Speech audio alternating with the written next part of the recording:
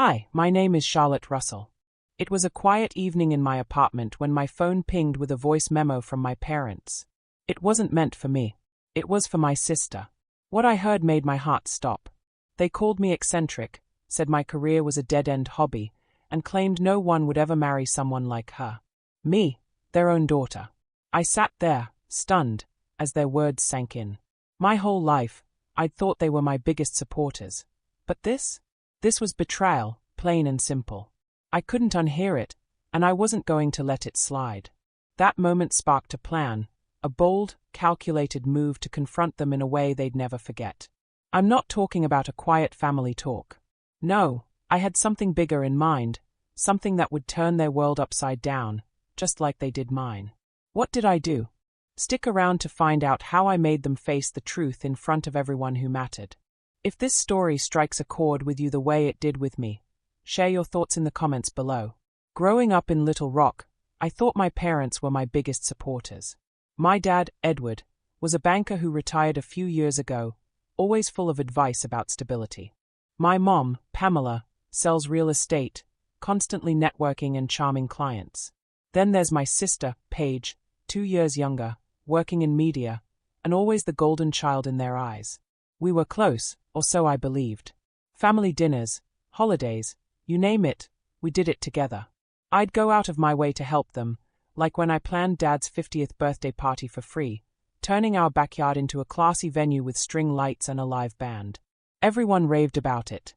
I even covered some of Mom's business expenses when her deals fell through last year, wiring her a few thousand without a second thought. Paige's promotion party? I handled that too, designing custom invites and booking a rooftop venue. It was my way of showing love, using my skills as an event planner to make them proud. But that voice memo changed everything. I'd heard it Sunday, but by Monday, I was still reeling. It was Mom's voice first, sharp and dismissive, talking to my sister.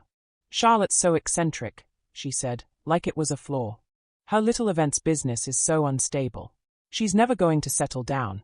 No one would marry someone like her." Dad chimed in, his tone cold. "Paige, you're the one we're proud of. You've got a real career. Charlotte's just floundering." Floundering? Meh. The words hit like a punch. They weren't just talking about my job, they were tearing down my entire life. I'd spent years building my company, pouring my heart into every detail. And they thought it was a hobby. I'd supported them, celebrated them, and this was what they said behind my back, to Paige, of all people, who'd smiled at me during those family dinners like nothing was wrong. I played the memo again, hoping I'd misheard. Nope. Every word was clear. Mom went on about how Paige's media job was prestigious, how she was going places. Dad even laughed, saying I'd probably end up asking them for money someday. The irony stung. I'd been the one helping them. I thought back to all the times I'd stayed up late planning their events, never asking for a dime. Like when I organized a charity gala for Mom's real estate group, coordinating every vendor to make her look good. Or when Paige needed a last-minute venue for her company's launch event, and I pulled strings to get her a spot at a sold-out hotel. I'd done it because I loved them, because family was supposed to have each other's backs. But they didn't have mine. The worst part, they weren't just wrong, they were clueless. They didn't know me at all. My business wasn't some side hustle. It was a powerhouse. I wasn't the eccentric mess they painted me as. And that no one would marry her jab? That cut deep. Especially since I was engaged to someone who'd proved them wrong in every way. But they didn't know that either. All those years of support, all the sacrifices, and they thought I was a failure.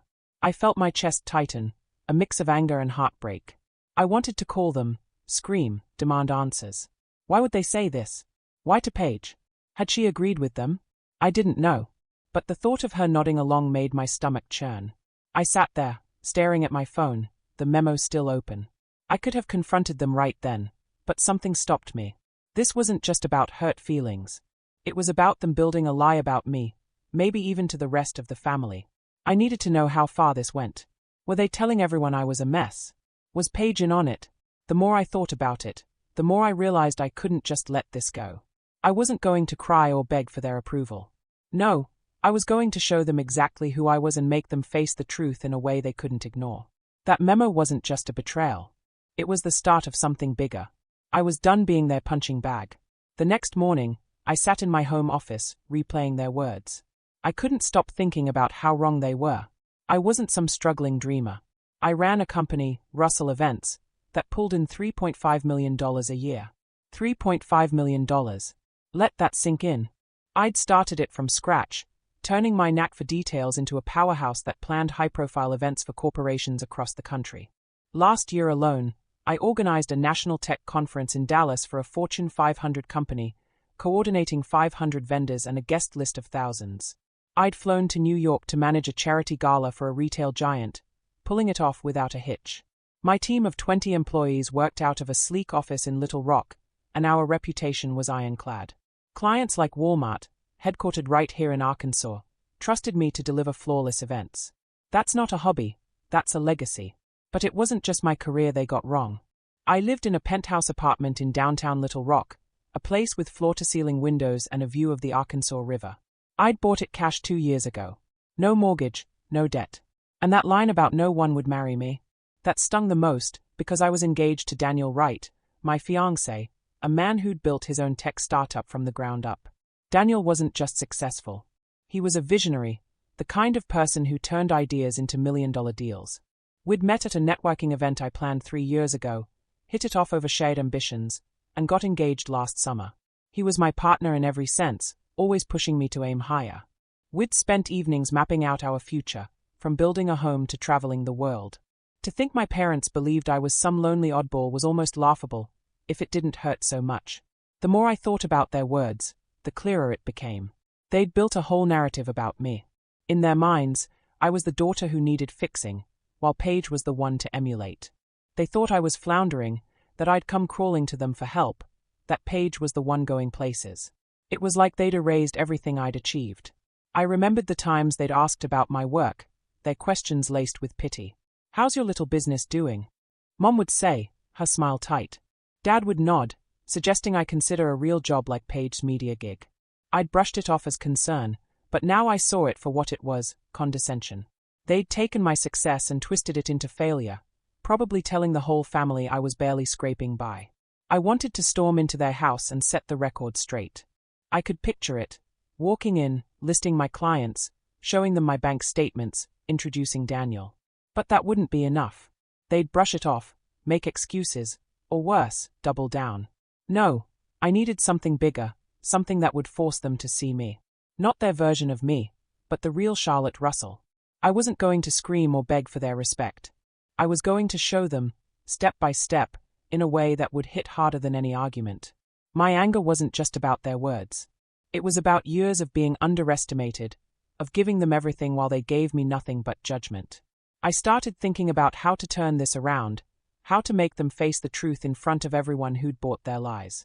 This wasn't about proving them wrong. It was about proving myself right. A couple of weeks later, I started piecing together their lies. The sting of my parents' words hadn't faded, but I'd turned it into fuel. I wasn't going to let their false narrative define me. Instead, I mapped out a plan, 3 precise phases to show them who I really was. Phase 1, gather information to see how far their story had spread. Phase 2, play the failing daughter they thought I was. Phase 3, expose the truth at my sister's engagement party, where they'd have no choice but to face it. This wasn't about shouting matches or private arguments. I wanted a moment that would hit them hard, in front of everyone who'd heard their version of me. I grabbed a notebook and started jotting down every step, every detail, like I was planning one of my corporate events. Precision was my strength, and I'd use it to flip their story upside down. My first move was to talk to my best friend, Courtney Lane. Courtney's been my rock since college, always in my corner, and she works with me at Russell Events. I called her up and spilled everything. "They think I'm a mess," I told her, pacing my office. "They are telling Paige I'm some charity case who'll never get her life together." Courtney didn't miss a beat. "They are blind," she said. "You've built an empire, and they are too stuck in their own heads to see it. You need to show them up, big time." Her words lit a fire in me. She wasn't just encouraging me, she was pushing me to take control. We brainstormed over coffee, and she suggested I dig deeper into what my parents were saying behind my back. "Talk to your family," she said. "Find out who else they've fed this nonsense to." That was exactly what I needed to hear. Next, I reached out to my Aunt Gloria Dunn. Gloria runs a boutique in Little Rock, always dressed to impress and quick to share gossip. I drove to her shop on a quiet Tuesday, pretending I just wanted to catch up. Over tea, I steered the conversation to family. "So, how's everyone been?" I asked, keeping it casual. Gloria sighed, her tone sympathetic. "Your mom's worried about you, Charlotte. Says you're struggling with that events thing, barely making ends meet." My jaw tightened, but I played along. "Oh, really? What else did she say?" Gloria hesitated, then admitted Mom had told her I was too quirky to settle down, that I needed to get serious like Paige. It was like hearing the voice memo all over again. But now I knew it wasn't just a one-off rant. They were spreading this lie to the family, painting me as a failure. I wasn't done. I called my cousin Dylan Dunn, Gloria's son. Dylan's 25, a tech guy who's always glued to his laptop. We met at a diner, and I got straight to the point. "Dylan, has Mom or Dad said anything about me lately?" He looked uncomfortable, stirring his coffee. "Yeah, they mentioned you're having a tough time," he said. "Like, financially and stuff. Dad said you might need a loan soon." That was it, confirmation their story had spread beyond Paige. I pressed him, keeping my voice steady. "Did they say anything about my personal life?" Dylan nodded. "They think you're kind of on your own, you know, not dating anyone serious." I forced a smile, hiding the fury building inside. They'd built an entire myth about me, and my own cousin believed it. Every conversation was another piece of the puzzle. I wrote it all down: Gloria's pity, Dylan's awkward admissions, Courtney's advice. Each note was a weapon for Phase 3. I wasn't just angry anymore. I was determined. My parents thought they could rewrite my life, but I'd show them the truth, not with tears or arguments, but with a plan that would leave them speechless. I started thinking about Paige's engagement party, how it could be the perfect stage. I'd be there, helping with the planning, and they'd never see it coming. This wasn't about hurting them. It was about reclaiming my story. A month into my plan, I started acting like the daughter they described. I'd laid out my strategy, and now it was time for Phase 2, convincing Mom and Dad I was the struggling mess they believed me to be. It wasn't easy to play that role, but I was committed. I needed them to double down on their story so I could capture it all. My first step was to make a call I never thought I'd make. I dialed Mom's number, my voice shaky on purpose. "Hey, Mom. Things have been tight lately," I said, swallowing hard to sell it. "Could I borrow $50 for groceries?" There was a pause. Then her tone shifted to that familiar mix of pity and superiority. "Oh, Charlotte, I knew this was coming," she said. "You can't keep up with that little business of yours. We'll send the money, but you really need to think about a stable job." I gritted my teeth, forcing a weak "thanks, Mom," before hanging up. I'd hit record on my phone first. Arkansas law allows single-party consent, so I was in the clear. Dad was next.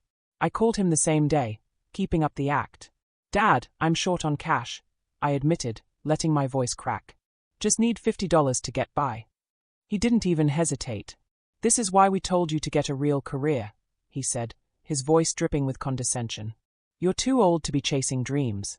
Look at your sister, she's got it figured out." I mumbled something about trying harder, my stomach twisting as I recorded every word. Their responses were exactly what I'd expected: smug, judgmental, like they'd been waiting for me to fail. Each call was a piece of evidence, another nail in the coffin of their false narrative. I saved the recordings in a secure folder, labeled and dated, knowing they'd play a big role later. To make their story stick, I started pulling back from family events. There was a barbecue at my parents' house the next weekend, a regular thing where everyone would gather. I texted Paige, "Sorry, work's been stressful. Can't make it." She replied with a quick "hope you're okay." But I could tell she bought it. Mom called a few days later, inviting me to a cousin's baby shower. "I'm swamped with deadlines," I lied, keeping my tone heavy. "Maybe next time." She sighed, like she was disappointed but not surprised. "You're working too hard for so little," she said. "You should take a break and rethink your priorities." I recorded that too, my jaw tight as I played along. Every excuse I gave fed their idea that I was struggling, that my life was falling apart. It was working. They were eating it up. Courtney was my anchor through this. I met her at a cafe in Little Rock, needing to vent. "I hate pretending to be this pathetic version of myself," I told her, stirring my coffee. "It's like I'm betraying everything I've built." Courtney leaned forward, her eyes fierce. "You're not betraying anything," she said. "You're playing their game better than they are. Stay focused, this is going to be worth it." She reminded me why I was doing this, not just to prove them wrong, but to take back my truth. We went over my notes, the recordings, the timeline. "You've got this," she said, squeezing my hand. "When the time comes, they won't know what hit them." Her confidence kept me grounded, pushing me to stick to the plan even when it felt like I was losing a piece of myself. Every step was calculated. I wasn't just playing a part, I was building a case. The recordings, the skipped events, the way I let Mom and Dad think they were right, it was all leading to the moment when I'd turn their words against them. I wasn't going to let their lies define me anymore. I was setting the stage for something they'd never see coming, and I was ready to make it count. As Paige's engagement party drew closer, my plan came together. I'd been playing the struggling daughter for weeks, and now it was time to set the stage for Phase 3, the big reveal. My sister's party was the perfect opportunity, and I offered to handle the planning for free, just like I always did. I designed custom invitations for Paige's event, elegant cards with gold foil accents that screamed sophistication. I created signage for the venue, sleek, modern fonts that matched the upscale vibe. The decorations were my masterpiece, cascading floral arrangements, crystal chandeliers, and a photo backdrop that would steal the show. Every detail was flawless, the kind of work that made my company a go-to for corporate giants. I poured my expertise into it, knowing Mom and Dad would see it and still find a way to dismiss me. Sure enough, they did.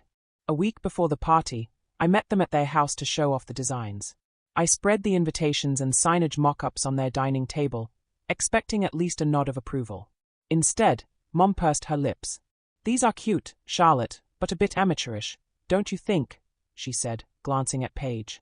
Dad nodded, adding, "It's nice you're trying, but this isn't exactly professional quality."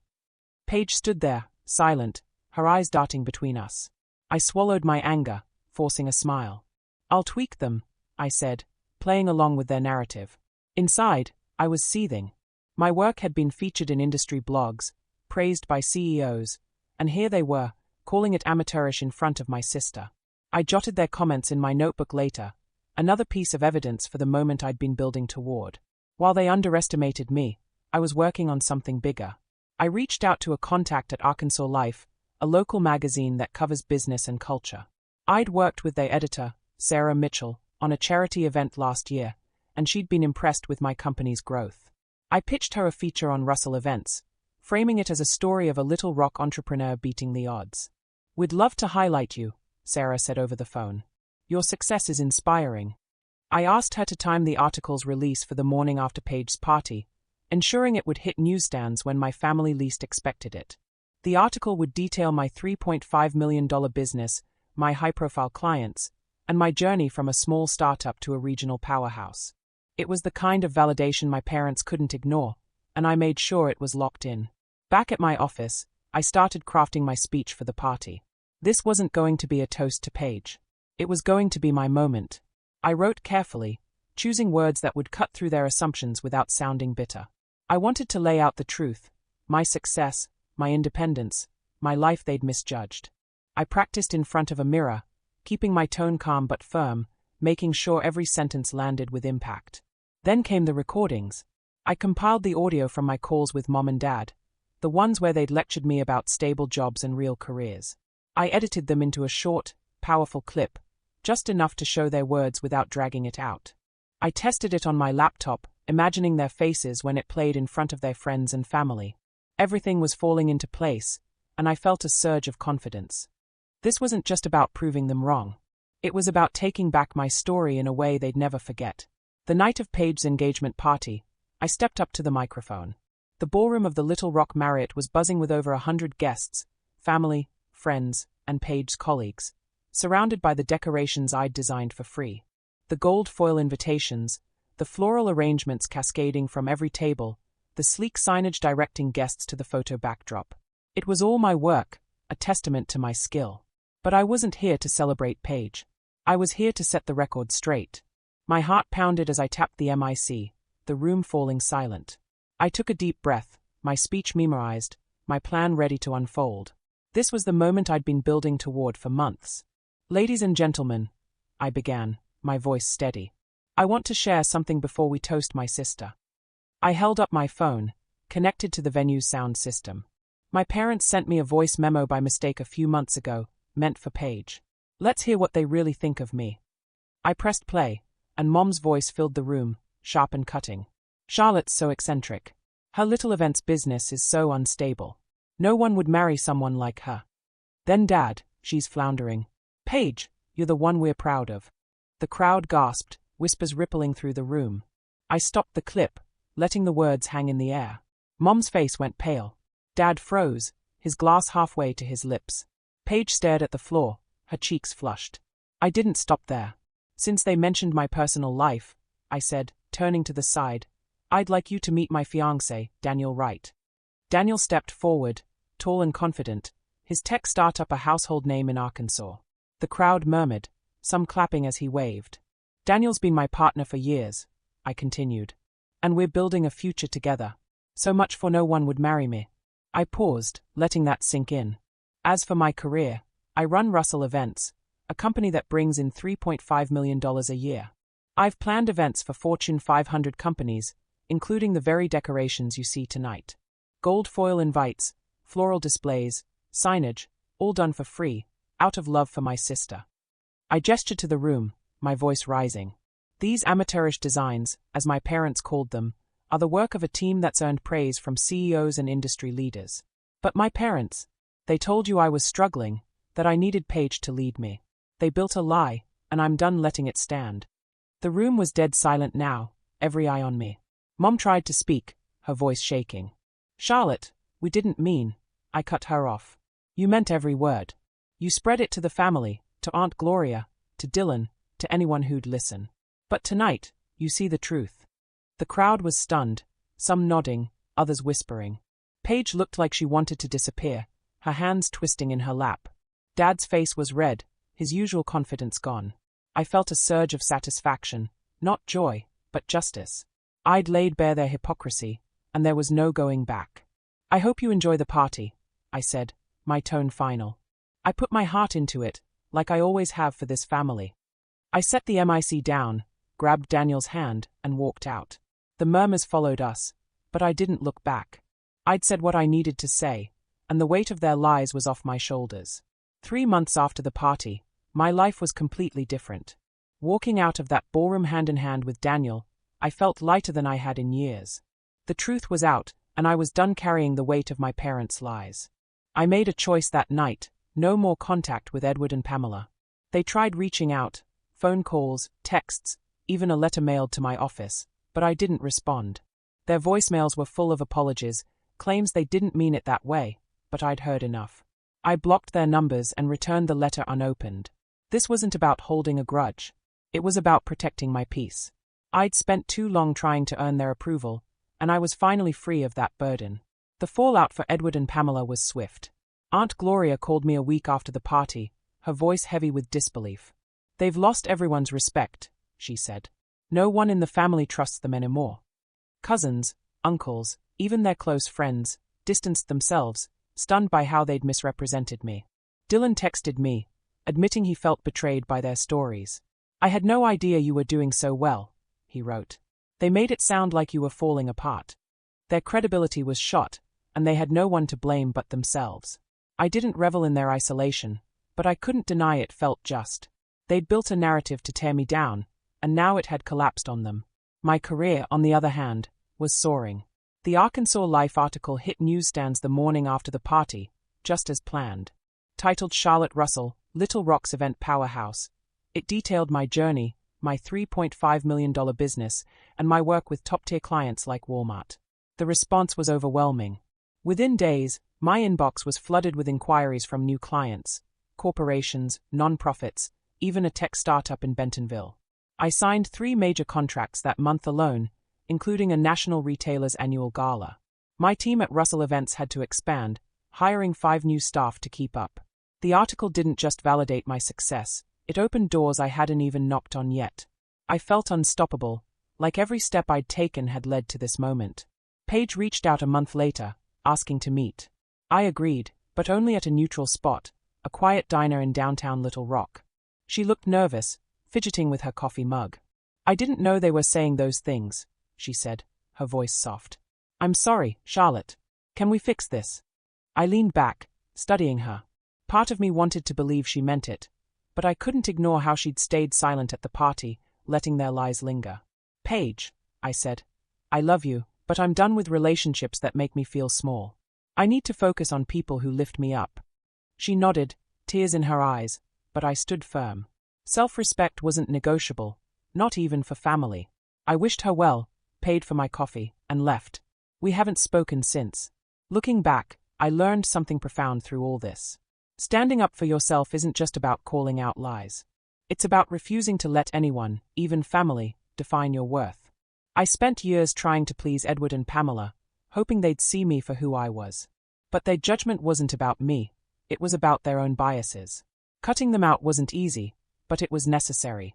I found strength in choosing myself, in building a life that reflects my truth. If you're watching this and you've ever felt dismissed or underestimated, know this, you don't have to accept it.